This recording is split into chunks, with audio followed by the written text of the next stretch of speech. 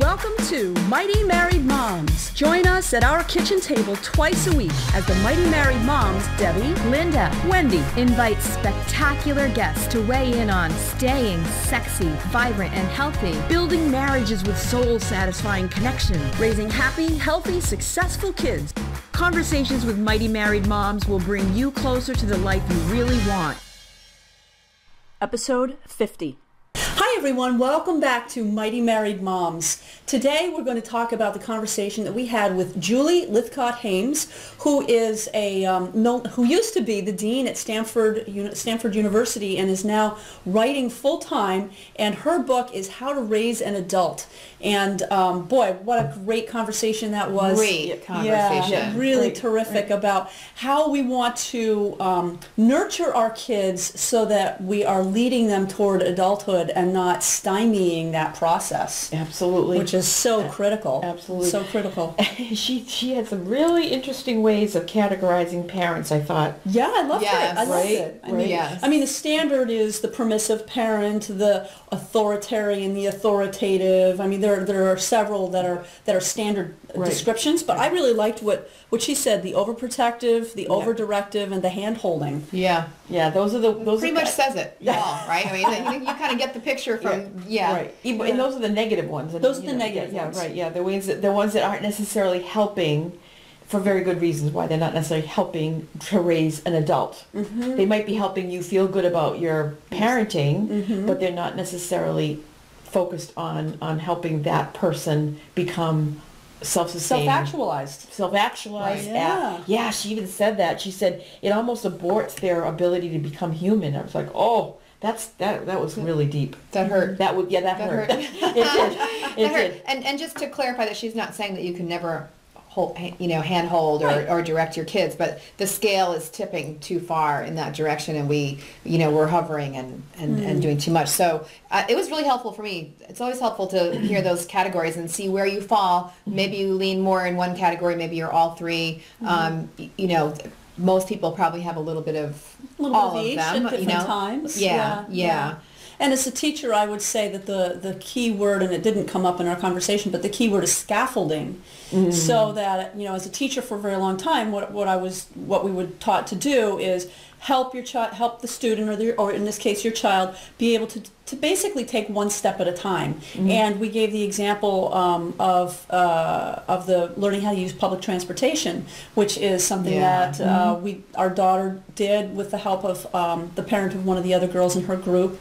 We've also done that with all of our kids in terms of learning how to get onto airplanes and move around in the airport and get from one part of the country to the other. Right. Our son was finishing, I think it was his either sophomore or junior year in high school, and he wanted to do a different kind of a summer program. So he signed up we live in Massachusetts, and he signed up for a program up in Alaska.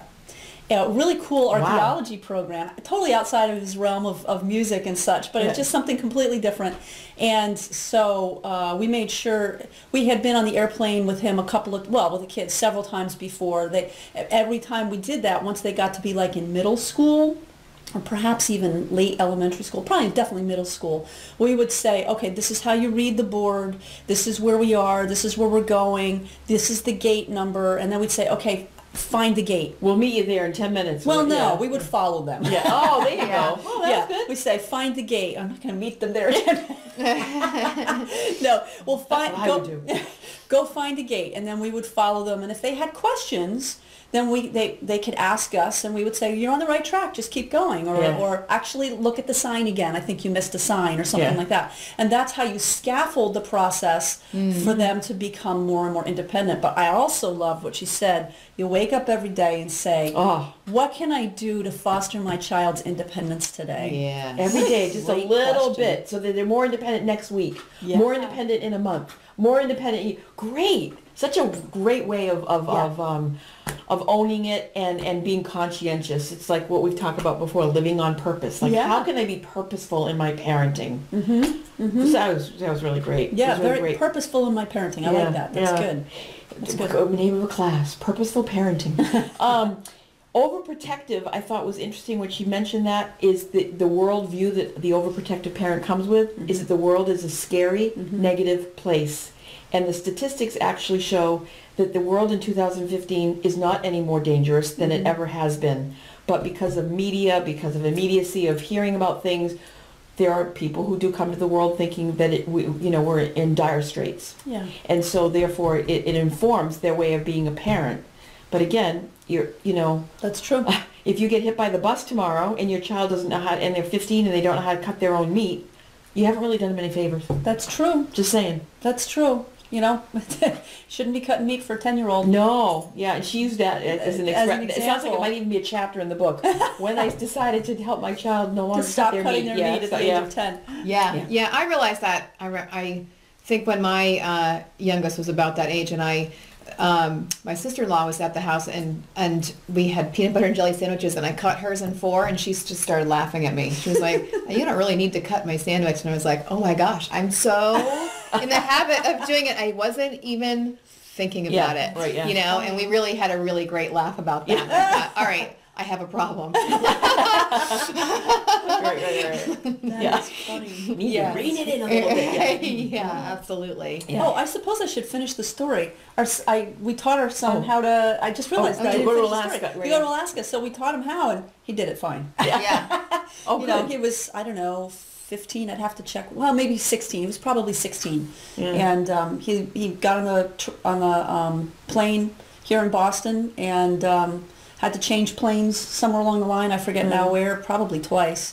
And then got up to Alaska and got himself up there. Actually, my sister met him at the other end. She lives in Alaska. But but yeah, he did it. He got across. He did it. He was 16 and he did it on his own. That's right. That's right. I did that too. I remember, but that was a long time ago. But when my sister lived out in California, and at the age of 16, I went on a plane by myself, and I don't remember exactly if my parents took me to the airport. They wouldn't have known. They'd never taken a plane with these working class people. So they didn't scaffold the process for you? No, I don't remember exactly. They probably just shoved me at Logan Airport and said, "Go for it." Yeah, no, I don't know. It was all safe, whatever it was. But yeah.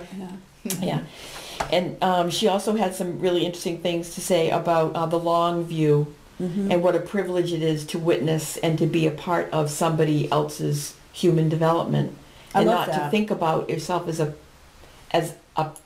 parent. That's very short, self-oriented view, as opposed to saying, "Wow, I get to help, Joe Jr. become, a man. Wow, how cool is that?" I really like that. It's a privilege. Yeah, it's a privilege. I think we've talked about this before as well.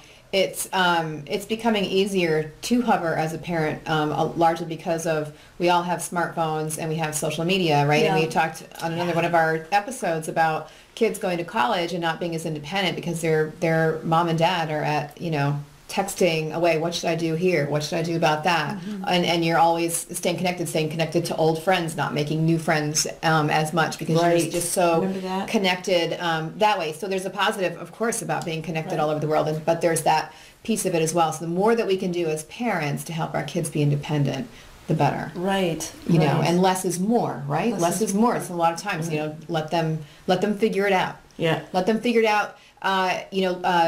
I know we talked about even through the college application process and getting your kids prepared. The less you do and let them take charge of the process, keep track and making sure they're on task. But letting them be the ones to drive it is so important, right, for their success when they get there. If they're not committed enough to go through the college application process pretty much on their own, they're not ready for college. Yeah. They really aren't. And that's not to say, please don't take me wrong, that's not to say that we can't also scaffold that process, because that college application process is unlike anything think that we do anywhere in life. Yeah. I mean, even job applications aren't quite the same. So it's a different thing, and it's okay to scaffold that process, but they really need to do all the work. Yeah. Yeah, they really do. But interesting. I was just thinking, what if you miss a big deadline? Do you just sit there as a parent and go, "It's supposed to be in at midnight tonight. It's 11:35 and it's not done." Do you? I don't know. Would I jump in and go, "It's 11:40 and you've got to get this in"? No, or you go to bed. You just go to bed. You say, "This is parenting expert. Your You know, it's 10 o'clock. Is there anything I can do to help you? I've gotten you some snacks. I've gotten you the water that you need. Yeah. I've made sure that you have an environment that's conducive to you actually accomplishing this. Do you have any questions that you want to run past me in terms of how you answer some things? Okay, you're all set. Great. I'm going to bed. I'll see you in the morning. Yeah, and if they don't get their college application and they miss it, oh well. Yeah, it's on them. It's on them. It's exciting. Yeah. You know, no, yeah. But yeah, like I said, you assist where you can, but then they have to do the work. Right, they have to do the work. Yeah. And own the fact that they didn't make the deadline. They have to be allowed to make mistakes. Yeah. That's so important. Kids need to be allowed to make mistakes because that's how we learn. Yes, it is. We don't learn if we do everything correctly. I mean, how many people, let's go back again, it's kids, how many kids get to high school or even or maybe even just middle school? Let's say elementary school was a breeze, no problems at all, right? They get to middle school, all of a sudden they have to actually do some homework. All of a sudden they actually have to start to think a little bit. And they don't know how. Well, they're not going to be prepared for high school if they don't make those mistakes in middle school. Right, yep. Right. They need to be able to make mistakes, and you can't get upset with them for it. And it's not mistakes either. It's a mistake. It's a learning process. Yeah. Nobody knows how to do anything until you test, didn't work, test, didn't work, test, that worked. Yes. So it's not a mistake, it's just learning process. Yes. And it just has such a negative connotation of mistake. But Well, sure. It's like Edison said, you know, and I looked it up one time and I couldn't find the actual number, 1,000, 10,000, whatever the number is. But the idea is, somebody said, how did you manage to stay with it after 10,000 tries of not trying to get the light bulb? He said, I didn't make a mistake. I just found 10,000 ways it didn't work. Right. So, Yeah, and then I found one that did. No, which, you know, is another thing that I really loved that Julie said, because really when you listen to the episode, if you haven't listened to it yet, she's a smart cookie. You know, she's super sharp, very articulate. Clearly she's done a lot of research. She's got a lot of passion about it. She is a mother herself. She's worked with kids on the college level. You know, she's been a dean, so she's got a lot of experience all around. And sometimes when you talk to somebody like that, you feel like, oh my gosh, they know everything, and how can I possibly be as good of a parent as she is? And she said, listen, I don't have all the answers. I don't always know. I'm humbled every single day, and I think, God, I didn't handle that very well. I didn't handle that very well. And so, you know, to be forgiving too is always important to ourselves as parents. Totally. That, you know, the bottom line is we love our kids, and we do our best, and that's what we can do. But there's so much that we can learn about doing better. I mean, I learned so much in the 27 minutes we had, and I learned so much from Debbie all the time about, I could be doing better than I am. You know, I could be tweaking my parenting this way or that way. So it's always beneficial to learn more. And I actually have one or two podcast episodes on that very topic about self-compassion, forgiving yourself. If you go to You Can Raise Great Kids, that's my solo show, and I talk about that there. So because it's so important. Otherwise, you're like, oh, I'm such a terrible parent. And no, you're not. You just screwed up. Okay, you know, it's a new hour. It is. Yeah, exactly. Right. It's not even a new day. It's a new hour. That's right. That's right. And that just shows when anybody feels like, oh man, really? I never thought of that. I wish I'd done that. Or even that, just that sensibility lets me know anyway that you're open to learning and that we're open to change, as opposed to going, I'm not listening to anybody else. I know everything. I'm perfect. Everything's going great. I don't have to, you know.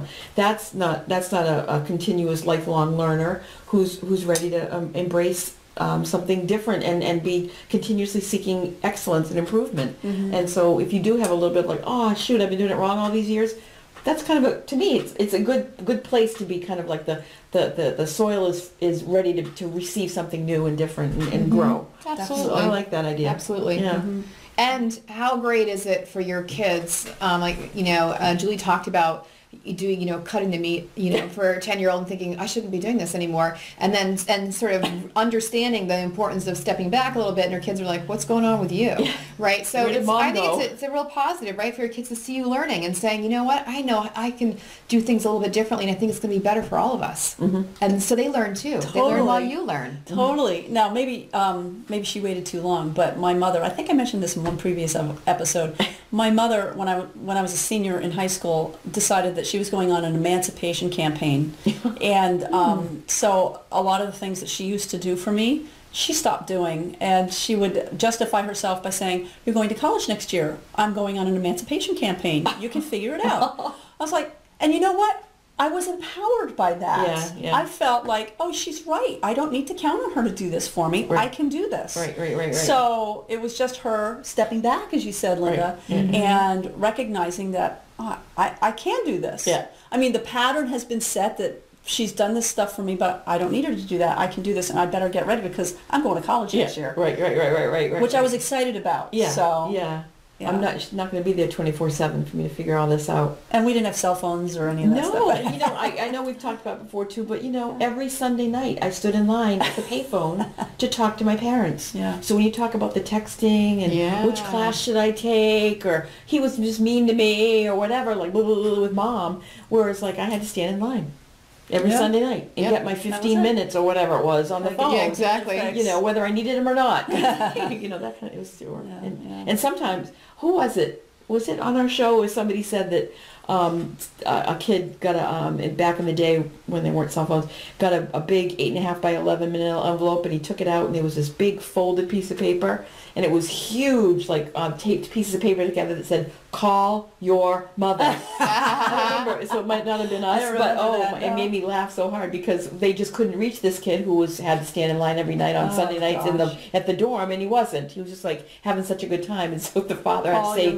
"If you don't call your mother, she's gonna." Very funny. Yeah, right. That's very funny. Yeah, but that's not the way it is today. That would so be we have to be very child. Yeah, we have to be yes, exactly. We have to be quite conscious of what we're doing, and her book says it, How to Raise an Adult. Yeah. And I've said that before too, even before I heard about her book. We're raising adults, we're not raising kids. That's right. That's right. Yeah, and I thought when she said we've kind of shifted from child raising to parenting and making ourselves the center of the process. She said parenthood versus child raising. That was parenthood, right? Yeah. So that was really interesting. That was really well put. I thought it was well put. I think that was actually after we stopped recording, but was it? Oh, well, but there you go. So now you heard it. Yes. We use the word we're parenting or we're in parenthood, and back in the day it was we're child rearing. So it was the focus was on what am I doing rearing you to become an independent person, but now it's all about how well am I parenting, which is a very different focus. It's very different focus.